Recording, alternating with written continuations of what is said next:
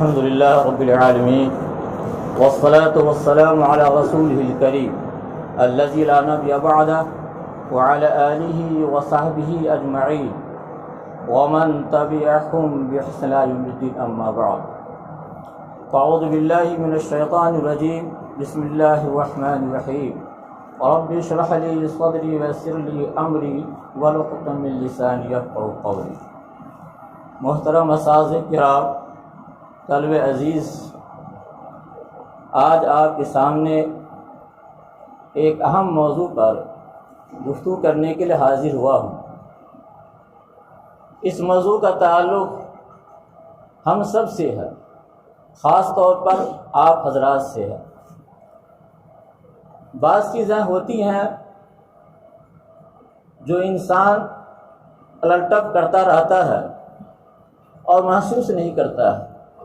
اگر اسی کام کو منظم انداز سے کیا جائے وہ کام بڑا ہی مفید بن جاتا ہے۔ بہرحال آج کا جو موضوع سخن ہے وہ یہ ہے کہ درسی کتابیں کیسے پڑھیں۔ اتنی بات طے ہے، جو نصاب تیار کیا جاتا ہے بڑا ہی سوچ سمجھ کے تیار کیا جاتا ہے۔ نصاب کی حیثیت انسان کی ریڑھ کی ہڈی کی جیسی ہے، اس لیے اس نصابی کتابوں کو پڑھنے کے لیے جہاں محنت کی ضرورت ہے، جہاں بڑی توجہ کی ضرورت ہے، وہیں اگر صحیح طریقے سے پڑھا جائے یقیناً ایک باصلاحیت عالم بعمل تیار ہو سکتا ہے، تیار ہوتے بھی ہیں۔ یہ موضوع بڑا ہی وسیع ہے، اس کے لیے تو 1 گھنٹہ بھی ناکافی ہے۔ چاہے جائے کہ چند منٹ میں آپ کے سامنے بات رکھی جائے، لیکن پھر بھی اختصار کے ساتھ جو میں نے کوشش کی ہے کہ اس موضوع کو 4 حصوں میں تقسیم کیا ہے۔ ایک تو ہے قلم و کاپی، نمبر 2 ہے مذاکرہ، نمبر 3 ہے مطالعہ، نمبر 4 ہے استاد سے سوالات۔ نمبر 1 قلم و کاپی۔ قلم کی اہمیت سے کسی کو انکار نہیں ہے، اس لیے کہ اللہ تعالیٰ نے خود ہی اس کی اہمیت کو اجاگر کرنے کے لیے پوری سورہ ہی نازل فرمائی ہے۔ سورہ قلم ہم اور آپ جانتے ہیں، نور والقلم ما یسطرون۔ اللہ تعالیٰ نے قلم کی قسم کھائی ہے اس کی اہمیت کو بتانے کے لیے۔ اسی طرح سے اللہ تعالیٰ نے قلم کے ذریعہ سے جن چیزوں کا ہم لکھتے ہیں، یہ قلم تو ایک تعبیر ہے، اس کا مطلب یہ نہیں کہ جو قلم ہمارے پاس ہے وہی مراد ہے، بلکہ ایک آلہ جس کے ذریعے سے انسان لکھ کر کسی چیز کو محفوظ کر سکتا ہے، خواہ وہ کوئی بھی آلہ ہو، یہاں تک کمپیوٹر بھی اس کے ذیل میں آ جائے گا، اور جتنے بھی آلات ہیں سب اس کے ذیل میں آ جائیں گے۔ بہرحال جو ہمارے پاس دستیاب اویلیبل ہے وہ کیا قلم، ہر ایک کے پاس قلم ہوتا ہے۔ ایک طالب علم کا ہتھیار قلم اور کاپی ہے۔ ایک طالب علم کا شعار یہ ہے، جہاں بھی رہے وہ اس کی جیب کے اندر قلم و کاپی ہونی چاہیے، چھوٹی سی نوٹ بک ہی صحیح ہونی چاہیے۔ اگر ایسا نہیں ہے وہ طالب علم کامیاب طالب علم نہیں ہے، وہ اپنے اوپر ظلم کر رہا ہے۔ اللہ تعالیٰ نے قرآن مجید کے اندر بھی یا ایھا الذین آمنوا اذا تداینتم بدین الی اجل مسمى فاکتبوہ کہا گیا، یعنی نوٹ کرو، لکھو، سمجھ جائیے۔ اور حدیث شریف کے اندر بھی کہا گیا ہے، گو کہ یہ حدیث شریف یعنی سند کے اعتبار سے تھوڑا کلام کیا گیا لیکن پھر جملہ مقبول ہے، اور یہ حدیث مرفوع بھی ہے اور موقوف بھی ہے۔ حدیث شریف کے اندر آیا قید العلم بالکتاب، یہ قید العلم بالکتاب کی قید والی حدیث کو صحیح قرار دیا گیا ہے۔ دوسری حدیث میں بالکتابہ آیا ہے، اس پر لوگوں نے کلام کیا ہے، یعنی علم کو لکھ کر کے محفوظ کرو، علم کو لکھ کر کے محفوظ کرو۔ بہرحال بتانا یہ ہے کہ کاپی اور قلم، پتہ نہیں کیا بات ہے کہ ہمارے دینی مدارس کے اندر بچے بخل کرتے ہیں، حالانکہ اسکول وغیرہ میں LKG LKG سے جو ہے بچوں کو اس کا پابند بنایا جاتا ہے، ہر سبجیکٹ کی کاپی الگ ہونی چاہیے. لیکن ہمارے ہاں یہ ہے کہ ایک ہی نوٹ بک رکھیں گے، اسی میں حدیث کا درس بھی لکھیں گے، اسی میں فقہ کا درس بھی لکھیں گے، اسی میں ادب بھی لکھیں گے. اکثر بچوں کا حال یہ ہے، تقریباً تمام مدارس میں ایسا ہی ہے، حالانکہ یہ غلط ہے. ہر سبجیکٹ کے لیے، ہر کتاب کے لیے مستقل ایک نوٹ بک ہونا ضروری ہے. تھوڑا بخل سے باہر آئیے، نکالیے. علم ہے، علم آسانی سے نہیں آتا ہے، بڑی مشکل سے علم آتا ہے. اب تمام چیز قربانی کر دیں گے، اس کے بعد تھوڑا سا علم آئے گا، تھوڑا سا آئے گا. تو بہرحال ہر سبجیکٹ کے لیے ہونا چاہیے قلم کا. اب کیسے درس کو نوٹ کیا جائے، ایک سوال پیدا ہوتا ہے، کیسے ہم درس کو نوٹ کریں. ایک طریقہ یہ ہے کہ جو بھی استاذ بول رہے ہیں سب لکھتے جائیے. اگر آپ تیز لکھ سکتے ہیں اور صاف لکھ سکتے ہیں تو سب لکھتے جائیے، سمجھ گئے. لیکن یہ ہر کسی کے لیے مشکل کام ہے. تو دوسرا طریقہ یہ ہے کہ پوائنٹ ٹو پوائنٹ لکھیے، جو بات اہم آپ کو سمجھ میں آئے وہ بات آپ لکھتے جائیے. اگر آپ اس پر بھی قادر نہیں ہے کہ ہم سنیں بھی اور لکھیں بھی، ایک تیسرا طریقہ ہے. تیسرا طریقہ اشارات کا. جس طرح صحافی لوگ انٹرویو لیتے ہیں وہ ساری باتیں لکھتے نہیں ہیں، وہ اشارات لکھتے ہیں اور بعد میں چال کے وہ اس کو ترتیب دیتے ہیں. تو ایک طریقہ یہ بھی ہے، حدیث کا درس آپ لے رہے ہیں خاص طور پر، چونکہ وہاں تو تقریر ہوتی ہے، وہاں عام کتابوں کی طرح سے تعلیم نہیں ہوتی ہے. اس میں خاص طور پر جو ہے آپ اشارات لکھیے. بعد میں خالی وقت میں آ کر اس کو مرتب کر لیجئے، یہ چیز مفید رہے گی. اور یہ لکھنے کا رواج آج نہیں پڑا ہے، یہ تو آپ صلی اللہ علیہ وسلم کے زمانے سے چلا ہوا آ رہا ہے. حضرات صحابہ کرام احادیث لکھا کرتے تھے. حالانکہ بعضوں کو اعتراض بھی ہوا، لیکن آپ صلی اللہ علیہ وسلم نے کہا لکھو. غصے کی حالت میں کیوں نہ میں کچھ کہوں، لکھو. تو آپ صلی اللہ علیہ وسلم لکھنے سے منع نہیں فرمایا. اس لیے ہم لکھنے کا اہتمام کریں، اور جو طریقہ میں نے بتایا ہے اس طریقے سے آپ نوٹ کریں تو آپ کو بہت ہی مفید ثابت ہوگا، امتحان کے وقت ہی مفید ہوگا. اس کے ساتھ ساتھ جو ہے مطالعہ بھی ہے. اس لیے کہ اگر آپ مطالعہ نہیں کریں گے تو آپ کو پتہ ہی نہیں چلے گا استاد کیا آج پڑھائیں گے نہیں پڑھائیں گے. اس میں بچے بڑی کوتاہی کرتے ہیں اور یہ خواہ مخواہ کی شکایت کرتے ہوئے وقت نہیں ملتا. یہ عذر لنگ ہے، یہ عذر مقبول نہیں ہے. اس لیے کہ آپ آئے کس لیے ہیں، جس کام کے لیے، جس مقصد کے لیے آپ یہاں آئے ہیں، اسی مقصد میں کوتاہی ہوگی اور اس میں آپ سست و کاہل ثابت ہوں گے تو آپ ناکام قرار پائیں گے. آپ کو ہر چیز سے، ہر مصروفیت سے یہاں تو ماشاءاللہ اور فارغ کر دیا گیا ہے. نہ کپڑے صاف کرنے ہیں، نہ ناشتہ بنانا ہے، آپ کو صرف پڑھنا ہے اور تھوڑا بہت سونا ہے. دوسرے مدارس میں تو بچوں کو کپڑے بھی صاف کرنے پڑتے ہیں، بعض مدارس کو خود ناشتے ہی بنانے پڑتے ہیں. ہم لوگوں نے ایسا ہی کیا ہے. لیکن آپ کا تو وقت اتنا فارغ کر دیا گیا، پھر بھی شکایت بعض بچے کرتے ہیں کہ مولانا وقت نہیں ملتا ہے، مطالعہ کیسے کریں گے. میں کہتا ہوں یہ عذر لنگ ہے. وقت نکالنے سے نکلتا ہے، وقت نکالنے سے نکلتا ہے. وقت ایک ربڑ کی طرح ہے، آپ جس طرح سے کھینچے گا پھیلے گا، سکڑ دے گا سکڑ جائے گا. یہ تو آپ کے ہاتھ میں. اگر آپ وقت کی شکایت استاذ کے پاس کرتے ہیں کہ وقت نہیں ملتا ہے، میں کہتا ہوں یہ شکایت آپ اللہ سے کیجیے. یہ شکایت آپ اللہ سے کیجیے، اللہ اتنا کام وقت نہیں ملتا ہے، تو ہر چیز پر قادر ہے، تو وقت کو ربڑ کی طرف پھیلا دے، میں ہر کام آسانی سے کر سکتا ہوں. کیا اتنی بات اللہ سے نہیں بول سکتے ہیں؟ اللہ ہر چیز پر قادر ہے. اب تجربہ کر کے دیکھیے، تو اللہ سے مانگ کر دیکھیے تو پہلے کیا وقت میں کشادگی پیدا ہوتی کہ نہیں ہوتی؟ یقیناً ہوتی ہے. اسی وقت کے اندر بڑے بڑے علامہ پیدا ہوئے، اسی وقت کے اندر پڑھ کر لوگ بڑے سے بڑے بنے ہیں، تو آپ کیوں نہیں بن سکتے ہیں؟ اگر وقت کی تنگانی کی شکایت ہے تو اللہ سے کیجیے آپ اور مانگے، انشاءاللہ یہ حل ہوگا. ضروری ہے طالب علم کے پاس جو کتاب پڑھ رہا ہے اس کا پہلے پڑھ کر آئے، وہ مطالعہ کر کے آئے. اس میں بچے بڑے کوتاہ ہیں، یہ تو مطالعہ کرتے ہیں نہیں، یہاں تک کہ ہم تو باری متعین کرتے ہیں، اس میں بھی کوتاہی کرتے ہیں بچے اور بہانہ کرتے ہیں.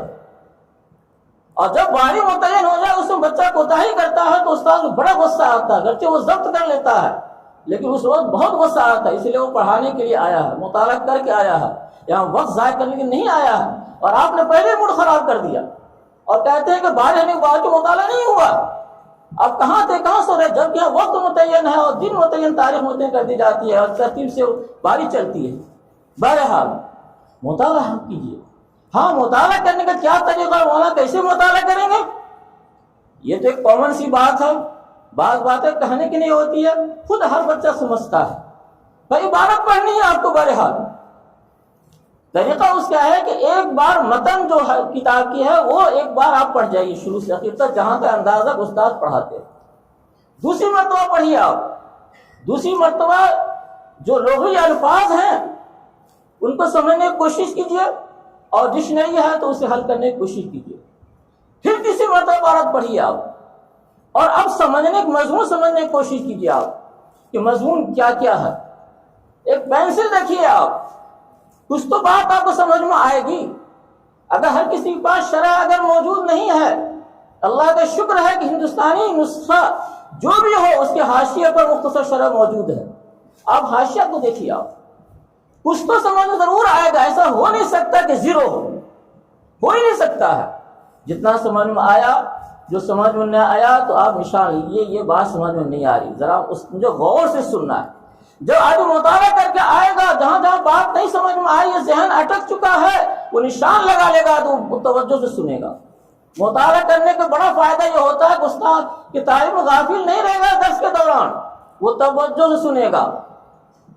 استاد اساتذہ تجربہ کار ہیں، جو بچہ غافل رہتا ہے، جو بچہ سوتا ہے درس میں، جو بچہ اپنے دانتوں سے ساتھیوں میں باتیں کرتا ہے، واضح طور پر یہ بات سمجھ میں آتی ہے کہ مطالعہ کیا ہی نہیں ہے۔ وہ جب مطالعہ کرے گا تب دلچسپی پیدا ہوگی، اب مطالعہ کرے گا ہی نہیں تو کیا دلچسپی پیدا ہوگی؟ وہ وقت گزارنے کے لیے آیا ہے، پڑھنے تھوڑی آیا ہے وہ، سمجھ جائیے۔ تو مطالعہ کرنے سب سے بڑا فائدہ یہ ہوتا ہے کہ تعلیم سبق کو غور سے سنتا ہے، اس کا خود بڑا فائدہ ہوتا ہے، اور جہاں جہاں ذہن اس کا اٹکا ہے وہ وہاں خاص طور غور سے سنے گا، اور پہلے اس کو ذہن میں سوالات بھی پیدا ہوئے ہوں گے، یہ مجھے یہاں پوچھنا ہے۔ اگر وہ شرط دیکھ کے آیا ہے، ہاں وہ سوال کے اندر مخلص ہو یا غیر مخلص اس سے بحث نہیں ہے۔ بعض ذہین طلبہ استاد پریشان کرنے کے بھی سوالات کرتے ہیں، دیکھتے ہیں مولانا یہاں کیا جواب دیتے ہیں، ایسا بھی ہوتا ہے۔ برحال کوئی بات نہیں ہے، استاد اگر تجربہ کار ہے تو حرج کی بات نہیں ہے، آپ کے لیے کریے تو کم، اسی بہانے پڑھیے تو کم سے کم، ارے اسی بہانے کچھ پڑھنا تو ہو جائے گا، بہرحال سمجھ جائیے۔ تو بہرحال ذہن اٹکے گا، وہاں نشان لگائیے۔ اب وہاں آئی بات، استاد پہلے سمجھا رہا، بیچ میں بولیے مت۔ تعلیم ہوتا ہے کہ ٹپک پڑتا ہے، بیچ میں نہیں ٹپکنا، بات استاد کو پوری ہونے دیجیے۔ جب بات پوری ہو جائے اور دیکھیے کہ میرے سوال کا جواب دوران درس سے نہیں آیا، اب پوچھیے آپ، اور سنجیدگی کے ساتھ پوچھیے، متانت کے ساتھ پوچھیے۔ سوال پوچھنے کا بھی طریقہ ہوتا ہے، کیسے استاد سے پوچھا جاتا ہے، وہ الگ موضوع ہے۔ بہرحال اب جب پوچھیں گے تو آپ کو جواب ملے گا، سمجھ گئے۔ اس طرح سے گویا کہ مطالعہ آپ کریں گے، یقین جانیے میں کہتا ہوں کہ 80 سے 90% تک آپ کو امتحان میں تیاری کرنے کی ضرورت نہیں پڑے گی۔ جو طالب اس پابندی کے ساتھ اگر تیاری کر کے پڑھے گا، میں 80 سے 90% گارنٹی دیتا ہوں، اگر امتحان میں تیاری نہیں بھی کرتا ہے اچھے نمبرات سے کامیاب ہوگا۔ اللہ تعالیٰ نے تدریج رکھا ہے اس کائنات کے اندر۔ وہ بچے جو پورے سال پڑھتے نہیں ہیں اور وہ امتحان کے موقع سے محنت کرتے ہیں، گھر کی محنت کر کے وہ تو یاد کر لیتے ہیں، لیکن پائیدار نہیں ہوتا، وہ پائیدار نہیں، وقتی ہوتا ہے۔ جو پورے سال پڑھا ہے تو اس وقت سسری تو اس طرح دیکھ لے گا کافی میں، بس کافی اس کے لیے ہے۔ بہرحال اب جب آپ نے مطالعہ کیا، استاد سے پڑھ لیا، پڑھنے کے بعد ایک بات دہرانا بھی ضروری ہے۔ دہرانے کے لیے سب سے اچھا مذاکرہ ہے، 4-5 ساتھی مل کر کے گروپ بنائیے اور کچھ دیر کے لیے بیٹھ جائیے اور ساتھیوں کے اندر بھائی آج تم مذاکرہ کرو، آج تم مذاکرہ کرو۔ اگر 4 کتاب ہیں تو ایک کتاب فلاں ساتھی، ایک کتاب فلاں ساتھی، ایک کتاب فلاں ساتھی، اس طرح تقسیم کر کے مذاکرہ کیجیے۔ ہم اور آپ بولتے ہیں فذکر فإن الذکرى تنفع المؤمنین، بولتے تھے استعداد ہونا چاہیے نا، یہ مذاکرہ ہی تھا اس کے اندر کہ مذاکرہ کا فائدہ ہوتا ہے، علم میں جلا پیدا ہوتی ہے۔ علم نکھار پیدا ہوتا ہے، کچھ اولاد آپ کو پیدا ہوں گے، ہو سکتا ہے کوئی بات وہاں حل نہ ہوئی ہو، ساتھیوں کے مشورے سے بھی حل ہو جا سکتی ہے۔ تو بہرحال مذاکرہ تو بہت ہی اہم چیز ہے، یہ سمجھ جائیے۔ اور ایک حدیث گو کہ یہ حدیث سند کے اعتبار سے ضعیف ہے، سمجھ جائیے، اور مشہور حدیث ہے کہ مذاکرۃ العلم ساعۃ خیر من احیاء لیلۃ۔ امام بہقی نے المدخل الی السنن الکبریٰ کے اندر صفحہ 305 میں حدیث کو نقل کی ہے سند کے بعد ضعیف ہے، لیکن فضیلت کا باب ہے، فضیلت کے باب میں حدیث ضعیف چلتی ہے۔ یعنی علم کا چند سکٹ مذاکرہ کرنا پوری رات عبادت کرنے گزارنے سے بہتر ہے۔ حضرت عبداللہ بن عباس رضی اللہ تعالی عنہ سے موقوفاً بھی ایک روایت موجود ہے کہ تدارس العلم الساعۃ من اللیل خیر من احیاء، اسی مفہوم کی حدیث ہے۔ بتانا یہ حدیث کے اندر بھی آیا، قرآن کے اندر بھی آیا، مذاکرے کی اہمیت سے کوئی انکار نہیں کر سکتا ہے، لیکن ہمارے یہاں پتہ نا مذاکرہ ہوتا ہے کہ نہیں، بچے کرتے نہیں کرتے اتنا معلوم ہے، لیکن کرتے تو ہوں گے، لیکن جو بتا رہا ہوں کہ یہ کبھی کبھی چھوڑ دیتے ہوں گے، ایسا لگتا ہے۔ اس لیے جو سوالات میں کرتا ہوں تو اندازہ ہوتا ہے اس سے کہ کیا کرتے ہیں بچے نہیں کرتے ہیں۔ تو آپ مذاکرے کو لازم سمجھیے، اگر وقت نہیں ملتا تو اکیلے ہی سے ضرور سبق ایک بار دہرائیے۔ آپ ایک بار سبق کو دہرائیں گے، دوبارہ اگلا سبق پڑھنے کے جائیں تو ربط رہے گا، ورنہ ربط ہی نہیں رہے گا تو سمجھ میں بات نہیں آئے گی، مولانا کہاں سے بول رہے ہیں، کیا بول رہے ہیں، تو پتہ ہی نہیں چلے گا آپ کو۔ ربط ضروری ہے، ربط رہتا ہے تو سبق آسانی سمجھ میں آتا ہے، ربط نہ ہو تو سبق آسانی سمجھ میں نہیں آتا۔ بہرحال ایک اور اہم چیز بتاتا ہوں، چونکہ افسوس کے ساتھ بھی کرنا پڑتا ہے، ہمیں انتظامیہ کی طرف سے اتنی محنت ہوتی ہے، اتنی نگرانی ہوتی ہے، پھر بھی یہ حال دیکھنے میں آتا ہے کہ بچے عربی بات صحیح نہیں پڑھ پاتے ہیں، اعراب کی بڑی غلطی کرتے ہیں، اس سے توجہ نہیں دیتے لگتے ہیں ہمارے بچے۔ بھائی عبارت عربی کی صحیح نہیں کرو گے، عالم ہو جاؤ، کہیں تقریر بھی کرو گے، ایک حدیث پڑھو گے، اگر عبارت صحیح تمہیں نہیں پڑھی ہے، اعراب غلط پڑھ دے گے، لوگ کیا سمجھیں گے؟ ادارہ ہی بدنام، تم ہی بدنام ہوں گے۔ اس طرح توجہ دینے کی ضرورت ہے۔ میں اس کے لیے ایک آسان صورت بتاتا ہوں اور کوئی مشکل نہیں ہے، اگر آپ عمل کرنا چاہیں تو حل ہو جائے گا۔ یہ اتنی آسان صورت ہے، اس کے نحو صرف کا ماہر ہونا بھی ضروری نہیں ہے۔ بہت سے بچوں کو نحوی صرفی قواعد ازبر تو ان کے بعد غلط پڑھتے ہیں، یہ بات غلط پڑھتے ہیں۔ ایک ادب کی کتاب لو جس کا سبق ہو چکا ہو اور اس کے اعراب کی غلطیوں کی تصحیح ہو چکی ہو، تم اپنے کلاس میں آ کر بآواز بلند روزانہ 10 بار پڑھو، اس کو آواز کے ساتھ 10 بار پڑھو، تمہاری زبان ٹوٹے گی، زبان مجھے گی، پھر دیکھو کہ 40 دن کے بعد تم کے بات کتنی پڑھنے آتی ہے۔ بہتوں کو دیکھا جو بات پڑھنے کے عادی ہیں، وہ گرچہ نہ وہ صرف قاعدہ نہیں جانتے، عبارت صحیح پڑھتے ہیں، کیونکہ زبان ٹوٹ چکی ہے، یہاں تو زبان ہی نہیں چل پاتی ہے، یہاں تو زبان ہی تک نہیں چل پاتی، اسی لیے محنت اس نے کی ہی نہیں سرے سے۔ تو بہرحال یہ بھی بہت ضروری ہے، میں آسان سے بتا رہا ہوں، کوئی بھی ادب کی کتاب لے لو اور تم اس کو اس طرح سے پڑھو، تمہارے بات انشاءاللہ صحیح ہو جائے گی۔ آخری بات، جو اساتذہ سوالات میں نے پہلے بتایا، مطالعہ کر کے ہوگا جب سوال پیدا ہوگا، بعض بچے ہیں کلٹم سوال کرتے ہیں، اس لیے مطالعہ اس نے کیا نہیں ہے، کبھی کہ استاد کا موڈ خراب ہو جاتا ہے۔ بھائی وہ سوال کرو جو 10 چل رہا ہے، وہ ایران قرآن کے سوال کیوں کرتے ہو، سب کے وقت بھی ضائع کرتے ہو۔ تو سوال معقول ہونا چاہیے اور سوال کرنے کا انداز سے ہونا چاہیے، اس لیے کہ سوال کرو گے تو سب سے بڑا فائدہ تمہارا ہوگا، سوال نہیں کرو گے سب سے بڑا نقصان تمہارا ہوگا۔ سوال کرو گے استاد صحیح سے مطالعہ کر کے آئیں گے، اگر تم سوال نہیں کرو گے جان لو استاد اندازہ کر لے ارے ایسے ہی طلبہ ہے، مطالعے کیا ضرورت ہے، ایک نظر بات پر ڈالو پڑھا دینا ہے، سب بچے ویسے ہی ہیں، تمہارا نقصان ہوگا۔ تم یقین جاؤ، تم 2-3 ہی سوال تم کر دو استاد کو، دیکھو پھر سے استاد کتنا مطالعہ کر کے آتے، کیسے پڑھاتے ہیں، سبق کی رونق ہی بدل جائے گی، سبق کی رونق ہی بدل جائے گی، کچھ اور ہی معاملہ ہوگا۔ اگر تم اچھا سے پڑھنا چاہتے ہو اور اچھی طرح سے پڑھنا چاہتے ہو، کیفیت میں اضافہ کرنا چاہتے ہو، مطالعہ کرو تو استاد اچھا پڑھائے، اگر نہیں چاہتے ہو جیسے چل رہا ویسے چلے گا۔ اللہ تعالیٰ سے دعا ہے اللہ تعالیٰ ہم سب عمل کرنے کی توفیق عطا فرمائے۔ وآخر الحمدللہ رب العالمین۔